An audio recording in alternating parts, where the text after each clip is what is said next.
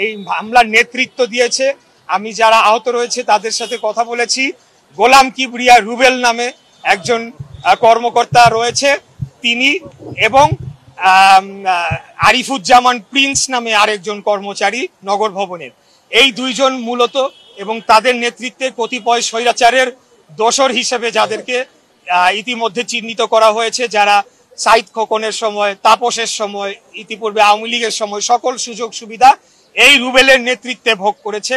তাদের নেতৃত্বে বহিরাগত প্রায় শতাধিক সন্ত্রাসী, তারা মুখোশধারী, তারা মুখোশ পরে এই অস্ত্রশস্ত্র নিয়ে হামলা চালায় এবং এই রকমের একটি নাটক তারা রচনা করে, যেখানে আমাদের দলীয় স্লোগান ব্যবহার করে। এই আন্দোলনটা কিন্তু বিএনপির ব্যানারের কোনো আন্দোলন হচ্ছিল না, এখানে ঢাকা নগরবাসীর ব্যানারে আন্দোলন হচ্ছিল এবং এখানে দলীয় স্লোগানও সেভাবে দেওয়া হচ্ছিল না। অতএব পুরো জিনিসটাই আমাদের দলের বিরুদ্ধে ষড়যন্ত্র এবং আমাদের এই আন্দোলনের বিরুদ্ধে ষড়যন্ত্র, এবং আগামীতে আমরা যে গণতন্ত্র পুনরুদ্ধারের জন্য যে কার্যক্রম চালিয়ে যাচ্ছি সেটার বিরুদ্ধে একটা বিশাল ষড়যন্ত্র বলে আমরা মনে করছি। এবং আমরা বলতে চাই, এখানে আমাদের দমে যাওয়ার কোনো সুযোগ নাই, এখানে পেছনে হটে যাওয়ার কোনো সুযোগ নাই। আমরা জনগণকে আশ্বস্ত করতে চাই, আপনারা নির্ভয়ে নির্বিঘ্নে নগর ভবনে আসবেন বা আপনাদের অন্যান্য আঞ্চলিক কার্যালয়ে আপনারা যাবেন। আপনাদের প্রয়োজনীয় সেবা নিশ্চিত করার দায়িত্ব বাংলাদেশের জনগণের ট্যাক্সের টাকায় কর্মরত এই সকল কর্মচারী যারা রয়েছে। এবং আপনাদের নিরাপত্তা নিশ্চিত করার জন্য আমরা যেরকম জনগণ হিসেবে মাঠে রয়েছি, পাশাপাশি আইন শৃঙ্খলা রক্ষাকারী বাহিনীকেও জোরালোভাবে আহ্বান জানাবো যে আপনারা এদেরকে গ্রেফতার করে একটি দৃষ্টান্তমূলক শাস্তি নিশ্চিত করার। আমার নামে স্লোগান দিয়ে তারা যারা এতদিন যাবৎ আন্দোলন করেছে, আন্দোলনের যারা অগ্রভাগে ছিল, যারা আন্দোলনের পরিচিত মুখ বলে আমরা জানি, তাদের উপরে হত্যার উদ্দেশ্যে হামলা করেছে এবং 3 জন এখন মুমূর্ষ অবস্থায় রয়েছে, 8-10 জনকে প্রাথমিক চিকিৎসা দিয়ে ছেড়ে দেওয়া হয়েছে। তারা স্ক্রুড্রাইভার, হাতুড়ি, দেশীয় অস্ত্রশস্ত্র এবং একজনের পকেটে পিস্তলও ছিল, কোমরে পিস্তলও ছিল, এবং একজনকে ছুরি দিয়ে আঘাত করে তার ফুসফুসে একটি ছিদ্র করে ফেলা হয়েছে। তার অবস্থা আশঙ্কাজনক, তার কি হবে আমরা জানি না।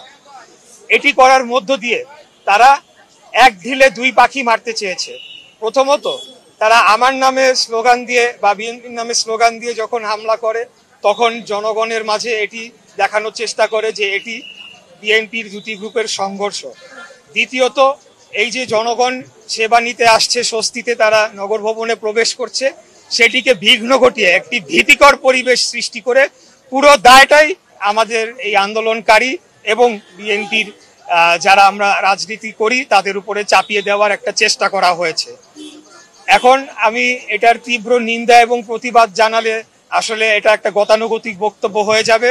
আমি বলবো যে দ্রুততম সময় এই যে যারা হামলা করেছে তাদের সিসিটিভি ফুটেজ রয়েছে, নগর ভবনের সিসিটিভিতে ধরা পড়েছে, বিভিন্ন গণমাধ্যমের ক্যামেরায় তাদের ছবি এসেছে এবং মোবাইলের ফুটেজও রয়েছে। এগুলোকে পুঙ্খানুপুঙ্খভাবে পর্যালোচনা করে এই হামলাকারীদেরকে দ্রুততম সময়ের মধ্যে গ্রেফতার করতে হবে এবং তাদেরকে আইনের আওতায় এনে তাদেরকে বিচারের মুখোমুখি করে তাদেরকে সর্বোচ্চ শাস্তি নিশ্চিত না করা পর্যন্ত আমরা থামবো না।